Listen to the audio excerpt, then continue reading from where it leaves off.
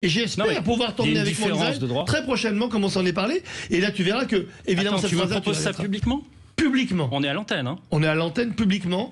Moi, je te propose à toi. J'ai proposé à l'époque, d'ailleurs, à Émeric Caron. Alors, tu vas avoir une difficulté, mais si tu lèves cette difficulté, je viens. Je m'y engage. Publiquement aussi. Je m'y engage. C'est que moi, je suis interdit de séjour en Israël pour avoir participé à la Global Summit Flotilla et avoir été en prison à Ketziot.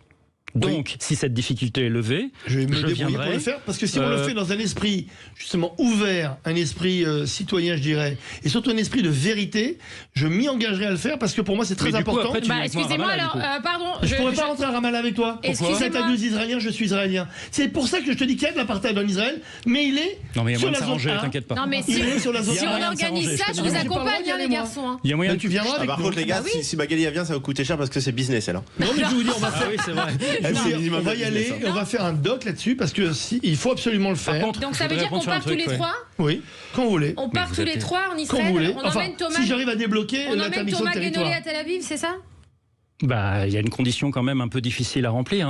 Il faut lever ta restriction. Oui, mais je vais demander. Parce que Thomas Guénolé est interdit de territoire. Oui, mais je vais l'expliquer. En gros, si on y arrive. Enfin, je suis pas sûr en fait. J'ai juste été expulsé après tout. Ah ben, on va se renseigner. On va voir. Et alors, du coup, ça voudrait dire que toi, tu irais sur place. J'aimerais vraiment le faire. Mais dans ce cas-là, je l'emmène à Ramallah derrière. Faut être. Tu pourras pas. Mais si je peux. Mais si je n'ai pas le droit.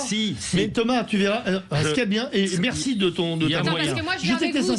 Mais là, moi, je te dis dans l'histoire. Tristement, le seul panneau d'apartheid qui existe en Israël, je te l'ai envoyé tout à l'heure, c'est un gros panneau rouge qui est écrit en 3 langues, qui a été mis devant la zona en disant qu'aucun juif et aucun israélien ne peut rentrer en zona. La loi État-nation dit que la souveraineté nationale est réservée aux juifs. Si c'est pas une différence de traitement, dis-moi ce que c'est. Et c'est pas une loi de pas du tout.